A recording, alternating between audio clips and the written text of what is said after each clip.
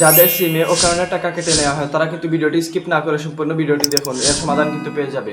অনেক সময় কি হয়, সিমে টাকা ঢুকালে অটোমেটিক টাকা কিন্তু উধাও হয়ে যায়। আবার কারোর সাথে 1 মিনিট 2 মিনিট কথা বলার পর আপনার কিন্তু সম্পূর্ণ টাকা কেটে নেওয়া হয়। কিছু এসএমএস এসে আপনার সম্পূর্ণ টাকা কেটে নিয়ে যায়। চিন্তার কোনো কারণ নেই, কিছু কোডের মাধ্যমে আপনি এই সার্ভিসগুলো বন্ধ করতে পারবেন। যদি এই সার্ভিসগুলো বন্ধ না করেন তাহলে কিন্তু আপনি টাকা ভরতে ভরতে আপনার পকেট কিন্তু ফাঁকা হয়ে যাবে। প্রত্যেকটি সিমের আলাদা আলাদা কোড কিন্তু এই ভিডিওতে নিয়ে আসলাম। চলুন এই কোডগুলো সবার আগে দেখে আসি।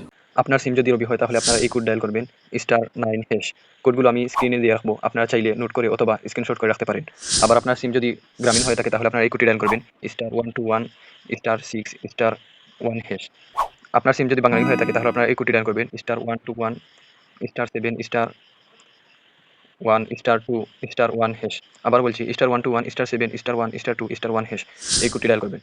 আপনার সিম যদি টেলিটক হয়ে থাকে তাহলে আপনারা এই কোডটি ডায়াল করবেন *155*1#। এই কোডগুলো ডায়াল করার পর আপনার সিমের সকল প্রকার টাকা কাটা সার্ভিস বন্ধ হয়ে যাবে। আশা করি বুঝতে পেরেছেন।